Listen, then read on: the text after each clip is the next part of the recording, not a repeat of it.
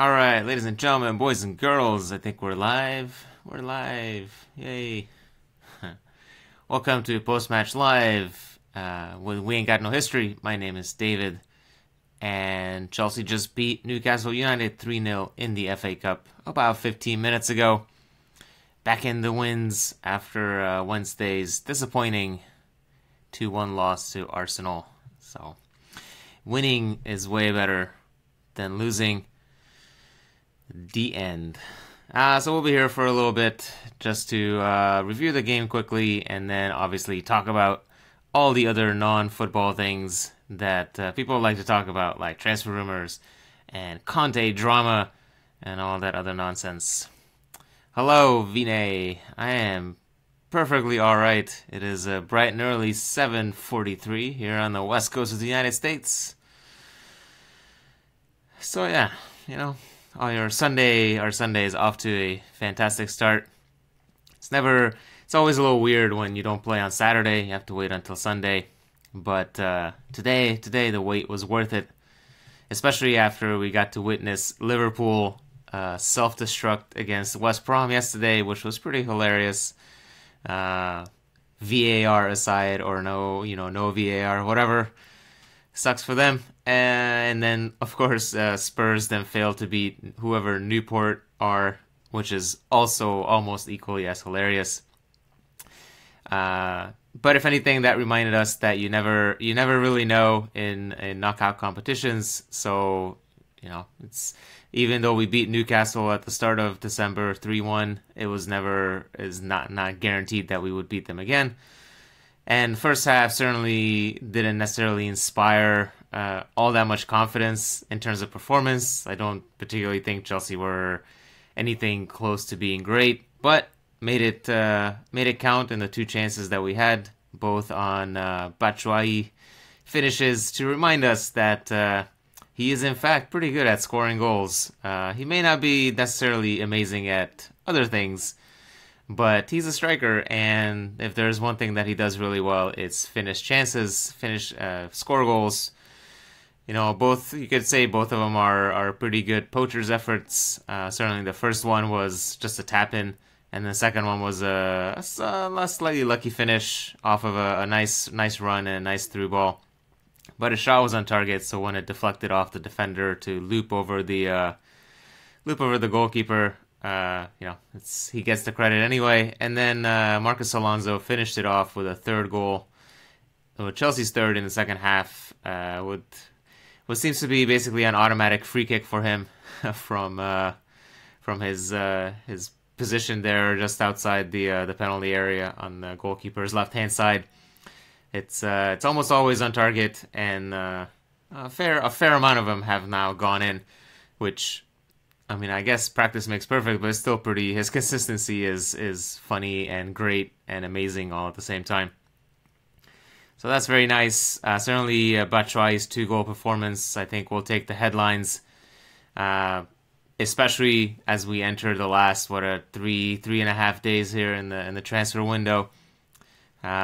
Perhaps it was worthy of note that Hazard was involved in both of them pretty heavily, and that's a few days after he, of course, made those comments about Chelsea not needing a new striker. Why are we wasting our money and time on trying to get a striker here in January? We have this perfectly good backup striker named Michy Batshuayi, and so here's Hazard setting up 2 goals for his good buddy Michy. That's coming through on your word right there, right? Making good on your claims and your promises. Even though Hazard probably really should have shot that first chance that Michy ended up scoring from. But hey, this is what we are. This is how we do it. Alonso should take all the free kicks from now on. Well, I think he basically takes all of them from that side. And he's taken a couple from the other side too, that at least one he scored from. But, yeah, I think they know to give those to Alonso whenever it's in that position. I mean, that's his kick. If he's on the pitch, that's his kick. So I don't think there's anything amiss there. And as long as he keeps scoring, he has a ridiculously good scoring record for a left back.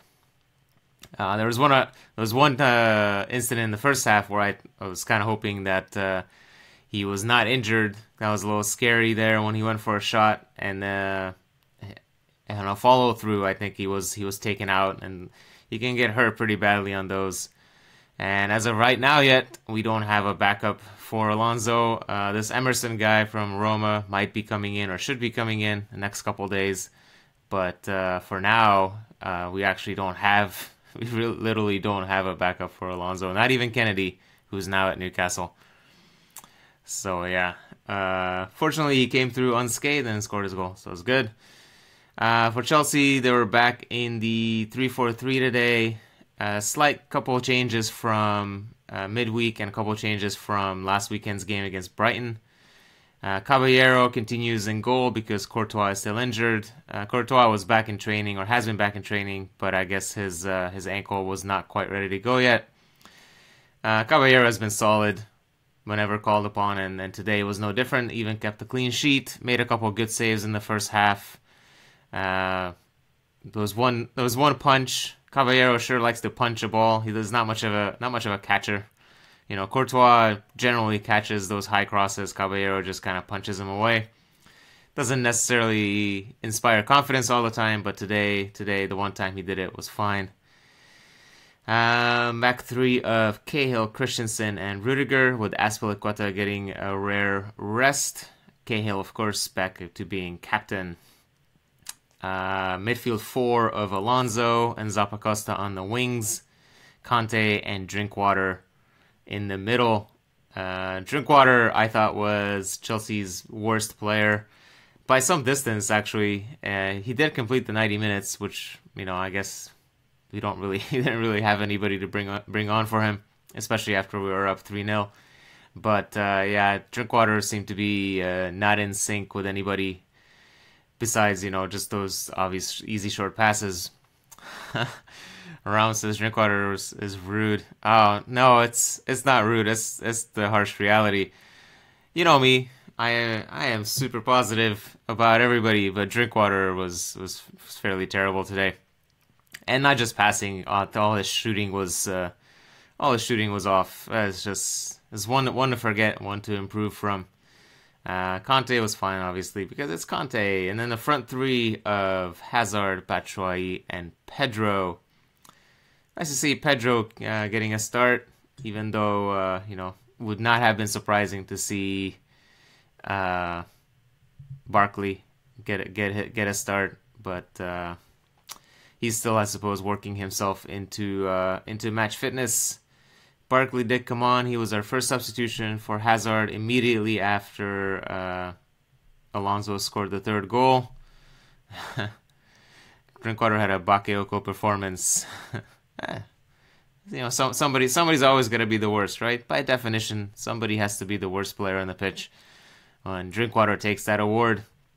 These are the types of games that you can have a bad game and get away with it.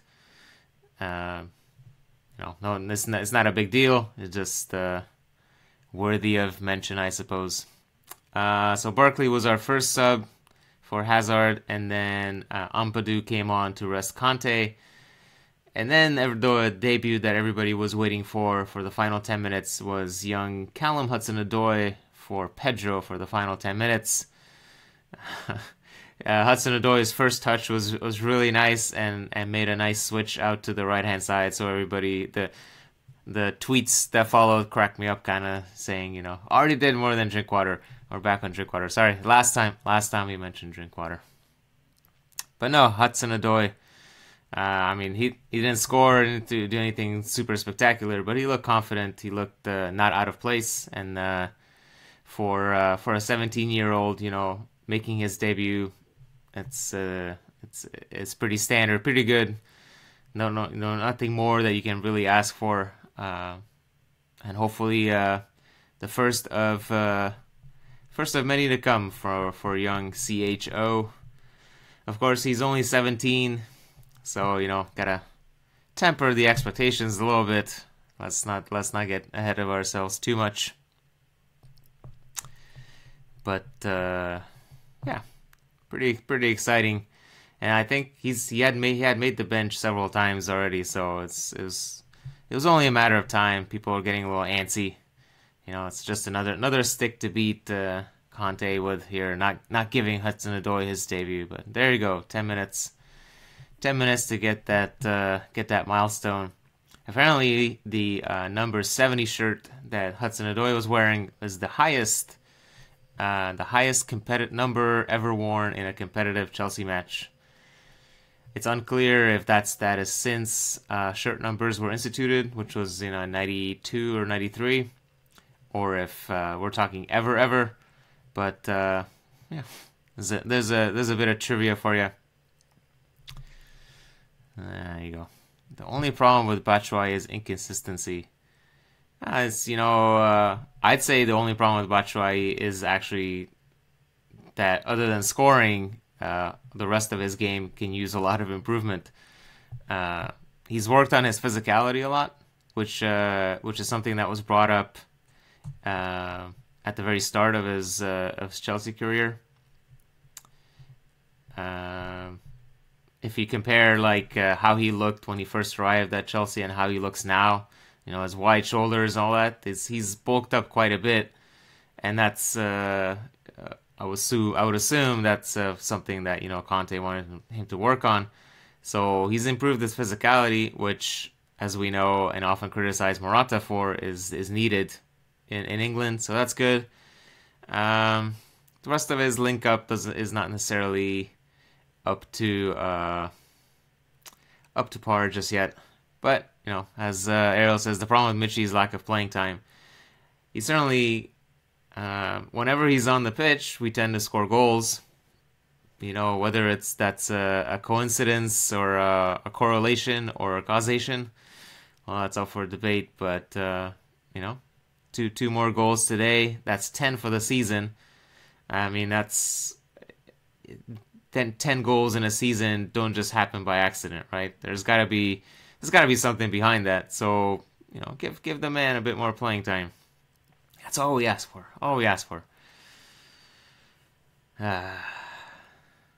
Would I play Michy or Alvaro against Bournemouth on Wednesday?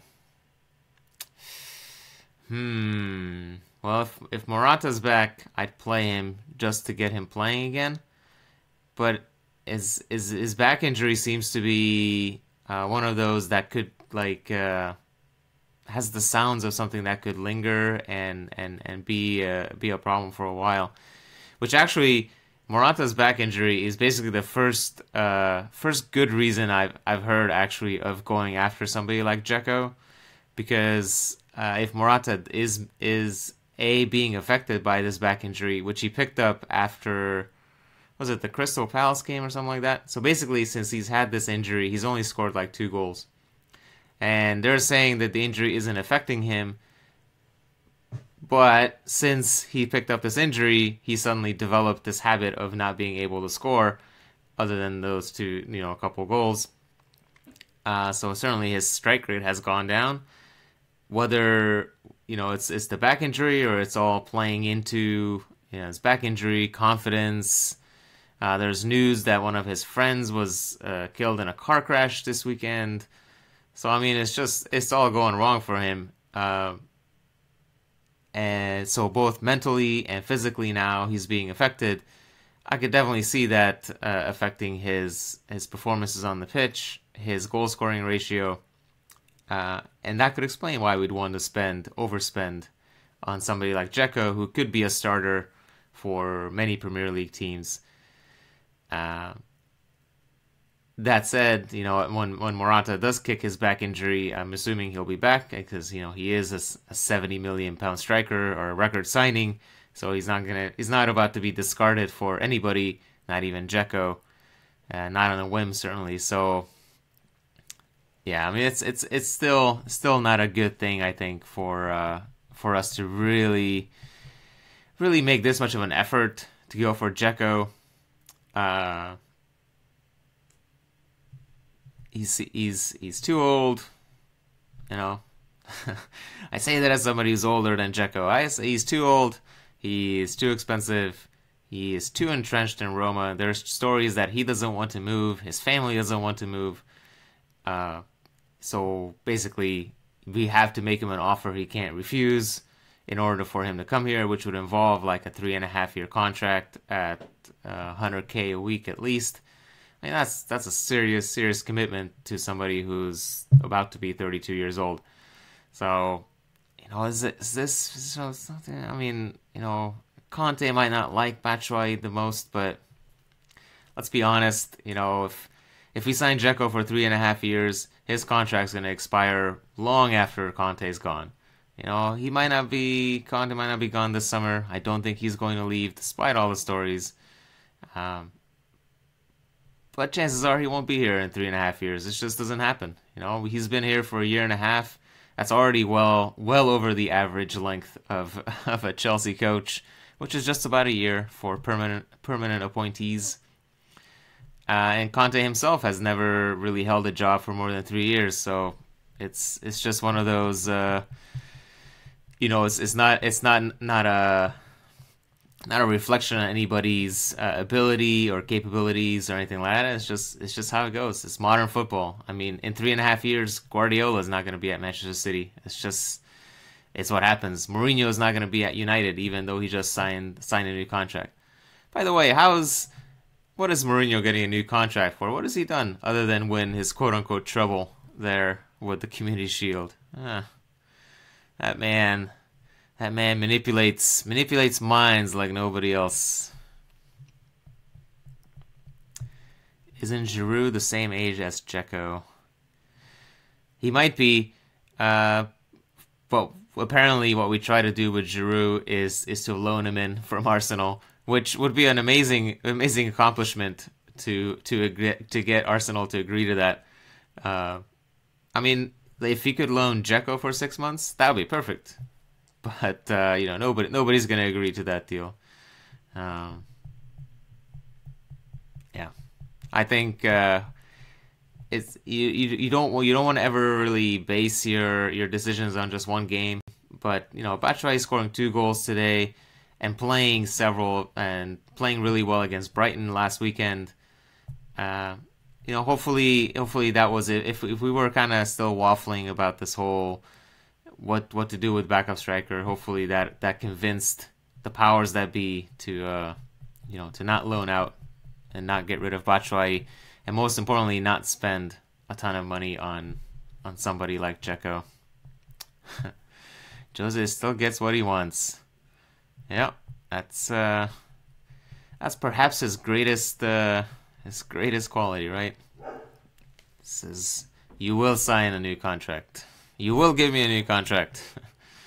You will give me Alexis Sanchez, because I complained that 300 million was just not enough. Just not enough.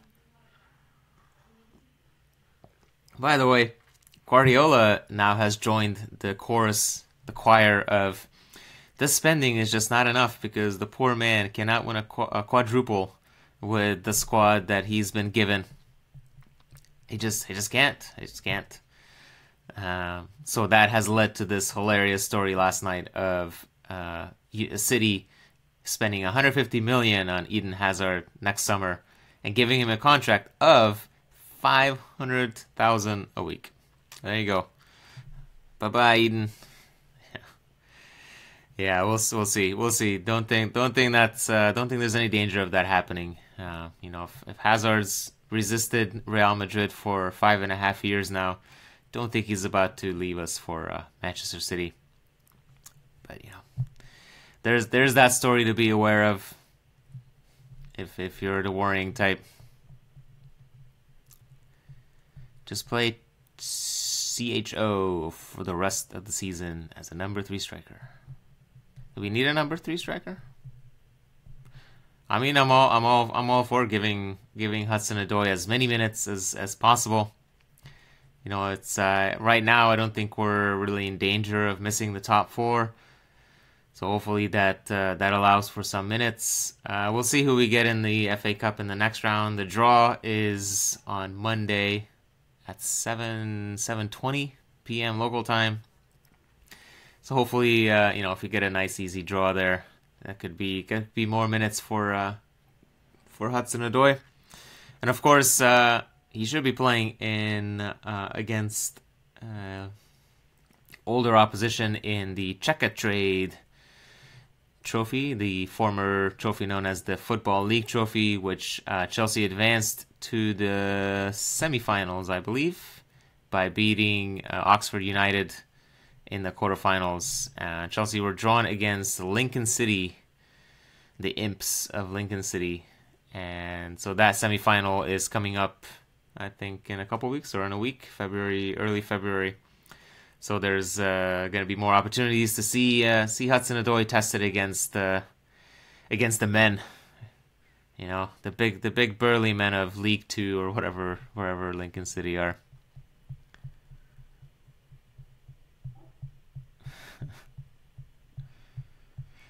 Oh yeah, okay. So the number 3 striker is with Morata's back. Yeah, okay, I could see that. I don't know if Hudson-Odoi fits the Conte bill of being the target man, but we've played it. You know, we played the system with Hazard as center forward, the nominal center forward, and he certainly doesn't play as a target man. So yeah, I could see that. I'm down. I'm down. You know, if we have Barkley and he plays himself into some sort of form, we'll have four attacking midfielders to choose from. So plenty of space there. Presumably Musonda is going out on loan. Somebody was tweeting, I think it was Simon Johnson, that Musonda did not participate in the post-match cooldowns, which is pretty standard for people who are on the bench or didn't play. And that's being taken as a sign that his loan move is coming to conclusion here pretty soon. He's linked with Celtic most recently.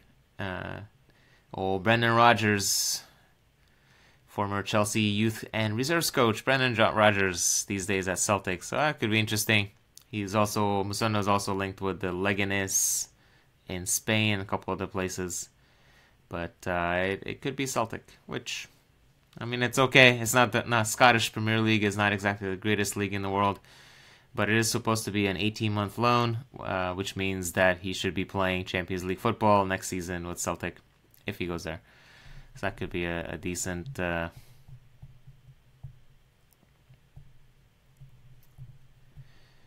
opportunity. Chuck says Barkley is way too slow of thought to play for us.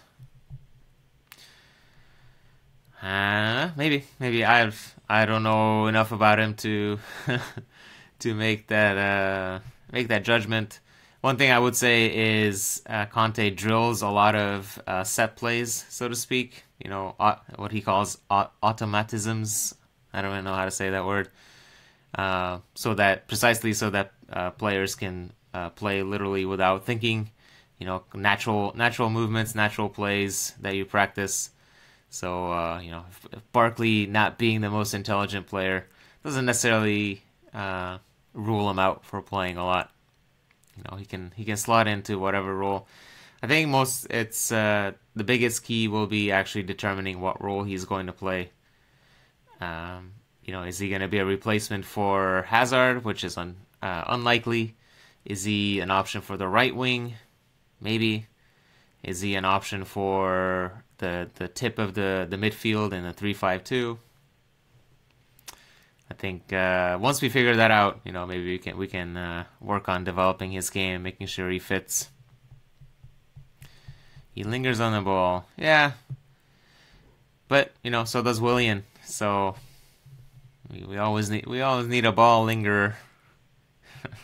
As long as he eventually makes a good decision or he doesn't lose the ball, that's fine. Well, maybe not fine, but we can work on this. We don't have to write him off. Let's not write him off yet. It's still early. If Hazard were to leave, he would have left years ago, says Ben. I sort of agree, but I think this is actually the window is basically closing on Hazard to make such a massive move that he's been linked with for the last 6 years. He's just turned 27, and I mean age is but a number, right? As they say, as you get older. But in football, it's a pretty harsh deadline once you get closer to 30. And nobody, if you're an attacking player built on tricks and skills and speed, with a few exceptions such as Zola comes to mind, obviously, maybe a few others. You know, Cristiano has slowed down now, but in his early 30s he was still fine. We'll see how Messi fares in the next few years. But, you know, nobody's really gonna spend that much money on you once you're in your late 20s, early 30s. I say that as Alexis Sanchez goes to Manchester United, but I think that's a slight exception. Basically, this next contract, wherever Hazard signs, is if he's going to leave, he's going to leave right now. I don't think he is, but he still hasn't signed a new contract, so that's until then you never know, as they like to say.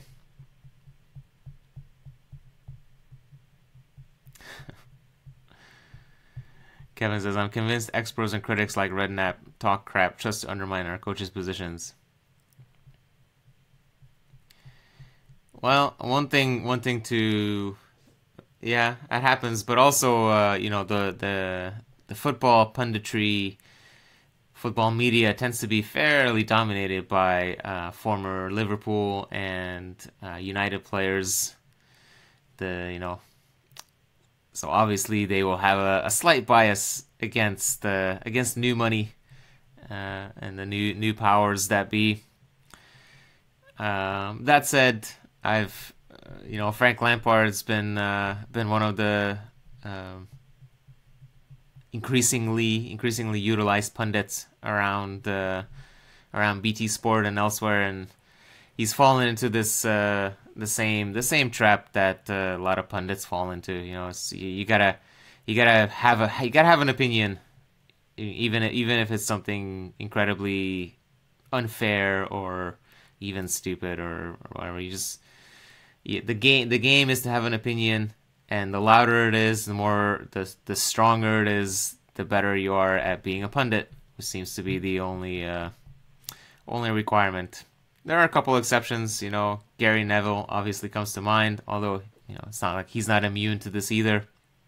The you know, David Luiz PlayStation comment comes to mind right away, but at least he brings something to the table. Yeah.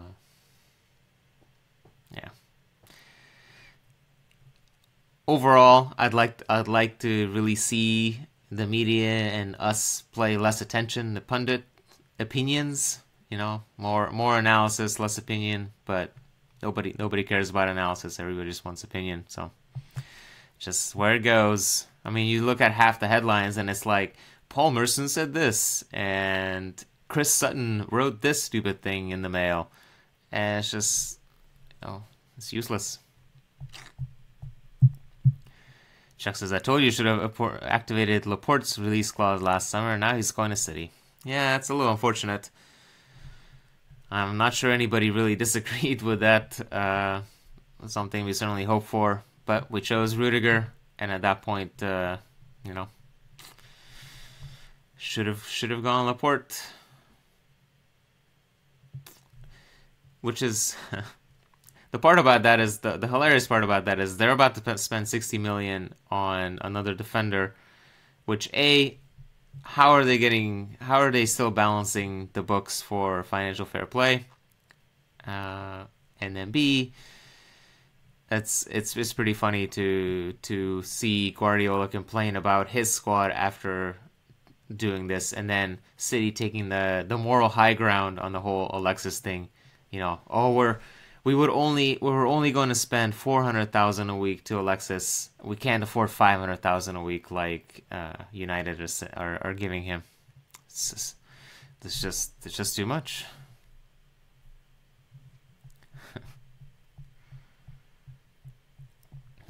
Gary Neville couldn't manage a decent Spanish team. Well, yes, it's quite the step to go from being a pundit to being an actual manager. But, you know, maybe hopefully that was a little humbling experience for old Gary Neville. Just like his brother had his own little humbling experience there. at the in charge, quote unquote, of the England women's team. Oh, Chuck says Conte's gone. Hopefully, we do get Luis Enrique. Yeah, if you haven't seen, the hot rumor is that because Conte is guaranteed to leave this summer, as everybody in the media will tell you, just like they've told you many times before, and he's still here. But he's gone this summer, whether by force or by choice. And the new hot rumor is that a replacement will be former Barcelona head coach Luis Enrique. I mean, the jury's out is out on Enrique because he had success with Barcelona back in those years, but you and I might have had success with Barcelona given the talent and the players that they had and the system they played with. So yeah, I don't know. Like, for example, Conte. You might question his tactics, or you might say he's stubborn or whatever, but I think the one thing there's no doubt about is that he's a true coach, like somebody who will sit down or guide the players and make sure they improve. Is Enrique somebody like that, or is he more just a man manager, kind of like Ancelotti or even Mourinho these days? Keeping egos happy, motivating, which is fine as well. But Chelsea being in a position where we can't buy the best of the best anymore, the most expensive players, we need to buy players who are not necessarily the finished products, and we need coaches who can work with unfinished products and improve them. Is Enrique somebody like that? Well, not sure.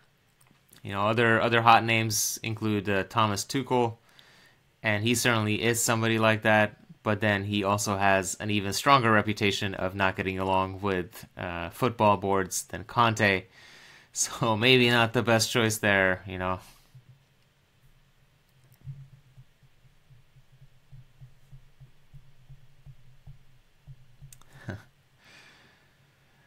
Yeah, I don't know. And then Diego Simeone is always linked because that's just what we do.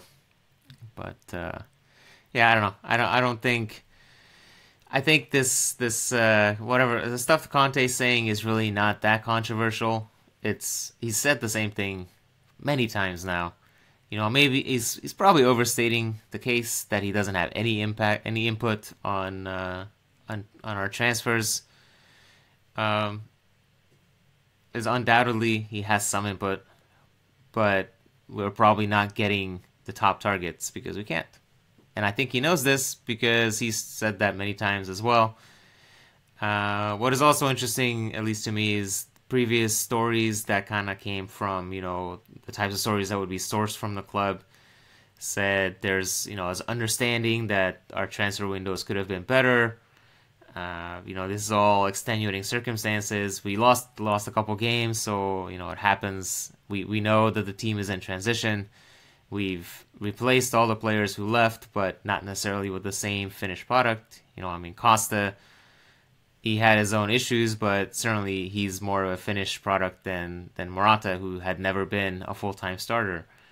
Matic left, and Bakayoko might one day be better than him, but Matic was an established presence, an established player, and Bakayoko still has room to improve. So, we spent money, but certainly spending, giving Conte somebody like Drinkwater is fine, but if Conte asks for Nainggolan, not quite the same player. If Conte asks for Alexis and we give him Ross Barkley, not quite the same player. So, you could definitely see where this could be interpreted as Conte having no input on transfers. On the other hand, we're apparently seriously exploring the possibility of signing Dzeko or Andy Carroll, even, heaven forbid. So, I think it's him overstating the position. I could see possibly, rubbing some people the wrong way in the front office. Everybody's a little stubborn, I think that's one thing we have learned. But it's we have to believe that people involved are professionals and can actually sit down and work out some differences. Not everything is always rainbows and unicorns. Sometimes you got to sit down and talk it out, come to an agreement or a compromise or whatever. So if they can't reach a compromise, then obviously he'll be gone. If they can, then we shall continue on with our fun adventures.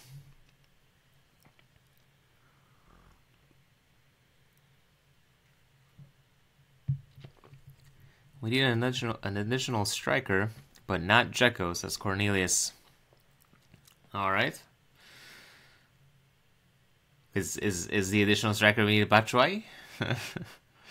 I'm guessing not, but I don't know. I think if we want to sign a new striker, we should sign somebody who's not like Morata, but that's just my opinion. I could see a logic between for on a move, say going after Jamie Vardy or Aubameyang, somebody who offers something entirely different than Morata. But that's apparently not what Conte wants.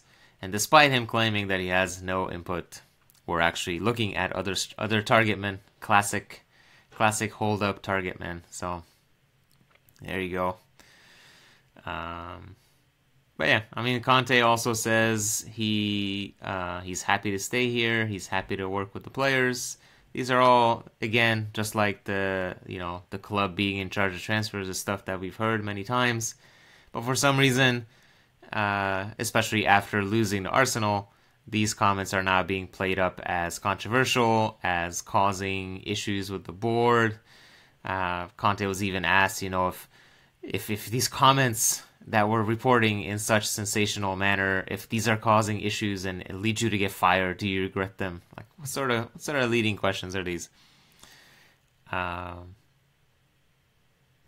yeah, Conte says, he's just honest, doesn't care too much for diplomacy, which is probably an honest statement from what we know. I don't know. It could go either way at this point, and the problem is we really don't know what the relationships are behind the scenes. There was at least one story that said that Conte doesn't get along with Granovskaya, but then if you turn back the clock to 12 months ago, you'll find plenty of stories that say that Conte didn't get along with Emenalo. Now apparently the narrative is that Conte and Emenalo were like best buds, and Emenalo was the go-between and an advocate for Conte. So there you go. Nobody knows. Everybody's just guessing. It is what it is, and it seems one of those weird things to constantly worry about. It's kind of like the Hazard to Real Madrid thing. It's just the constant noise that happens, and people react to it still. So that goes back in the feedback to media, and then they continue asking the same questions. Yeah, that's the state of the media today. Let's bring Costa back, says Beanie Blue. I don't think that's happening. Costa did score a couple goals, then he got sent off, and then he got injured. So all within a few games. Is the full Costa experience right there already. Making up for lost time at Atletico.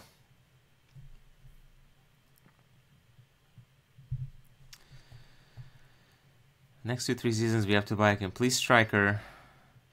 Morata, not the quality as number 9 up front. Maybe.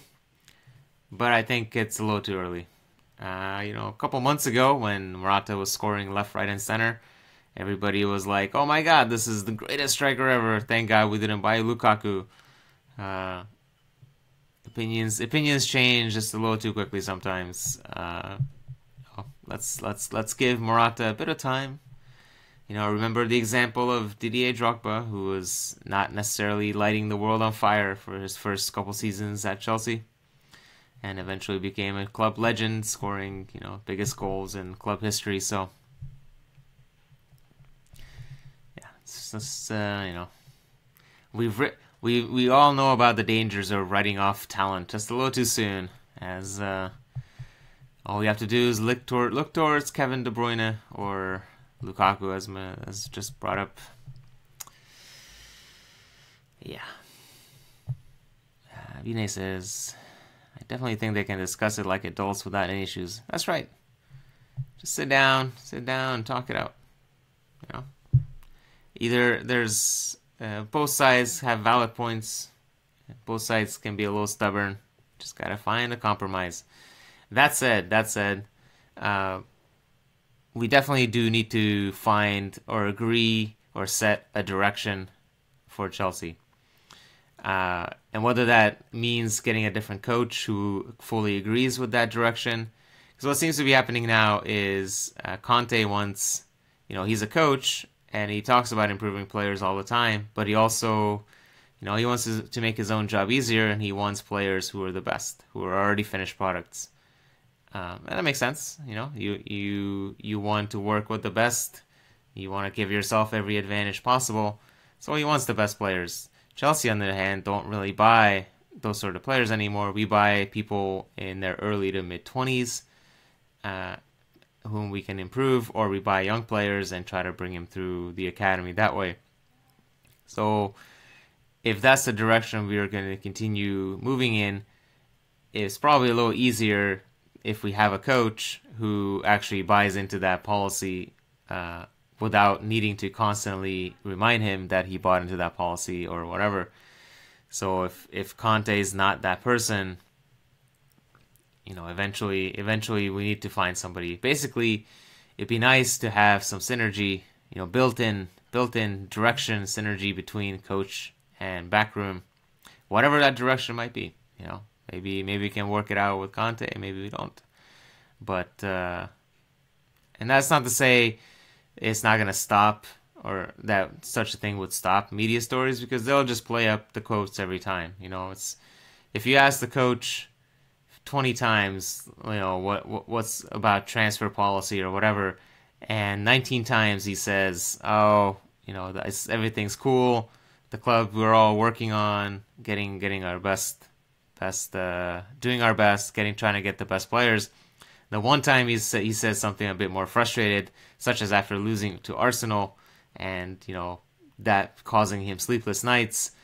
If you ask him about transfers, then maybe he'll be a little frustrated, and maybe he'll say something that is just a little stronger, a little bit more unfair, or whatever. And maybe that's exactly what happened. So the media will always will repeatedly ask you as long as until you give them something to work with.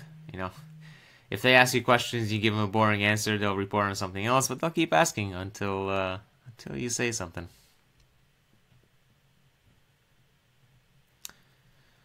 Apparently, Conte was asked just now about loaning out Michy. He says, "I don't know what will happen. I know very well that there's a World Cup. If the club decide to add another player, I don't know if he wants to stay or go. I'm ready to work with this player." No. So nothing new in that answer.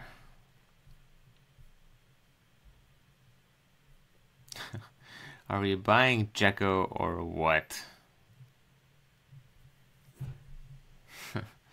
That's a good question. I don't know. We were supposed to find out by Friday. Now we're supposed to find out by Monday. My guess is that the Monday deadline is going to turn into a Wednesday deadline. And yeah, I don't know. I'm not sure I really want to make a prediction. I don't think the Dzeko, as we talked earlier, I don't think the Dzeko deal makes much sense at all. It makes a little, I guess maybe it makes a little sense. It's just not too much, not the right player, or maybe the right player, but not the right price, not the right circumstance. It just seems a little desperate, a little panicky. Is signing Dzeko going to put you over the top to, get you to beat Barcelona, get to the Champions League final? Is he the player that's gonna make that difference? Unlikely. That's the missing piece. So why spend so much time and effort and whatever to get him? You know, the pro argument could be that Conte is the one who wants Dzeko. Conte doesn't like Batshuayi, but he just said he's ready to work with him, which is what he said for the past 18 months without really playing him that much. But on the other hand, I mean, Costa was really good most of the season last year, other than a couple months there towards the end. But then Batshuayi played a fair amount towards the end of the season, including in that FA Cup semi-final against Spurs. That comes to mind. So I mean, he played a decent amount for a backup striker, and maybe he wants to be something more than a backup. But it is what it is. Conte says that Morata is going to be back in training tomorrow, but he needs a little time to recover. So that doesn't sound like it sounds like Morata is not going to be ready to play on Wednesday. So we'll see if Batshuayi gets another start. Maybe that's what's going to prevent him from going out on loan. I mean, if he has to play on Wednesday, that's transfer deadline day. It's could be interesting. And if you want to get Dzeko in for Wednesday, I mean that needs to happen pretty quick because you got to register him, and that's assuming Conte would play him because Conte doesn't like to play new signings. Oh, excuse me. Right away.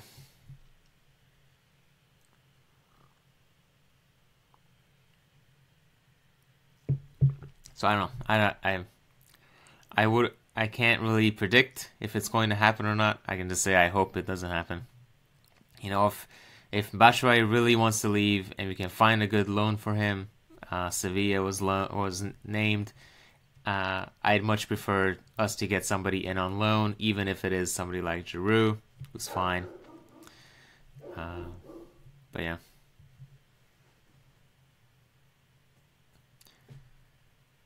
Yeah, I think Ariel sums it up pretty good. It says, Dzeko problems. 1, too old. 2, cup-tied. Indeed, he's cup-tied for a Champions League, which I just forgot about. So he's definitely not going to make the difference against Barcelona.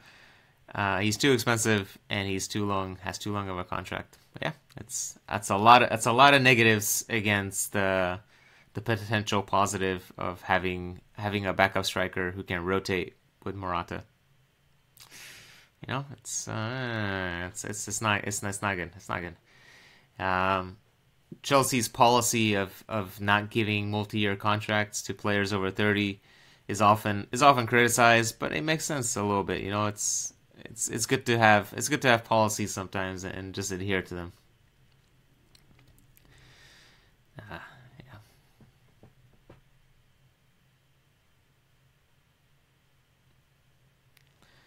Conte and Bakayoko is not turning out to be a good midfield pair. Who's best to pair with Conte? Oh, it says Rajesh. I kind of disagree. I think actually Conte and Bakayoko had played pretty well. Bakayoko finally got a rest today after playing in, I think it was 12 straight games. I think Conte and Bakayoko is the pairing that we'd like to play a lot. And I'd like to see that more often. I don't think, Conte, Drinkwater.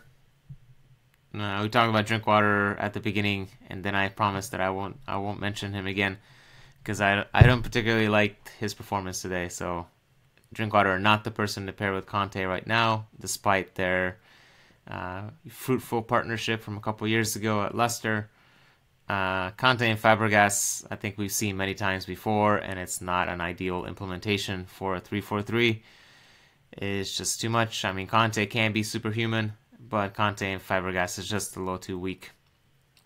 No, Conte Bakayoko, I think, is if we're playing a two-man midfield in a 3-4-3, I think that's the ideal choice or the best choice that we have. Especially now that Bakayoko has started playing himself into some decent form. So, in the future. Bakayoko is young. Much like Morata, it's a little too early to write him off. Drinkwater looks very average. It's a good way to put it. I think Drinkwater is a fairly average, above average player. You know, I mean, he's decent. He's average Premier League quality, I guess you could say that. You know, unfortunately for him, Chelsea kind of need better than average players in most positions to stay a better than average team. So yeah, Drinkwater. It's the 40 million or 35 or whatever we dropped on him certainly is one of those purchases that can be questioned. It gives you depth, but really, are you really gaining that much that you couldn't have had with, you know, Chalobah or Loftus-Cheek or whoever?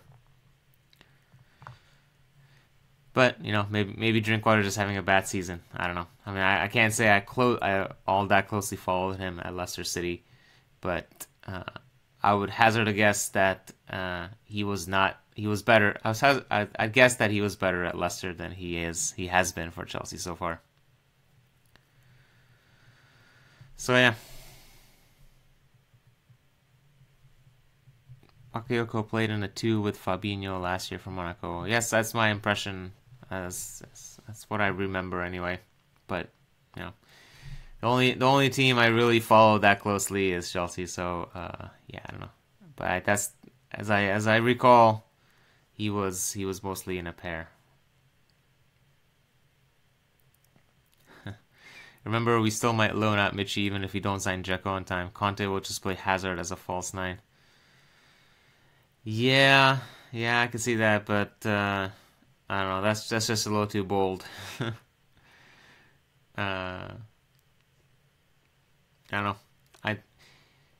If that happens, I'd say that was motivated by Batshuayi looking for more consistent playing time to make sure that he is on the plane to the World Cup with Belgium in the summer. You know, because I don't know. I mean Batshuayi is getting picked, but yeah, you know, he probably needs to play a bit more to truly be an automatic choice for Belgium. So I could see that motivating Batshuayi to push for a move away. Hazard as our full-time backup, not necessarily great, but as someone Chuck was saying earlier, you know, we can always utilize Hudson-Odoi a bit better or a bit more and be an option for the forward lineup. Any news on Willian? No, I haven't seen anything. Willian pulled his hamstring on Wednesday. Conte said that he didn't think it was too bad, but he said the same thing about Morata's hamstring back in October, and that ruled out Morata for a month. And that was with a 2-week international break then, so Morata really only missed like one game because of all that. But if Willian has to miss, a month out now, we'd be lucky to be back for the Barcelona game. So, yeah, that's unfortunate timing there for Willian.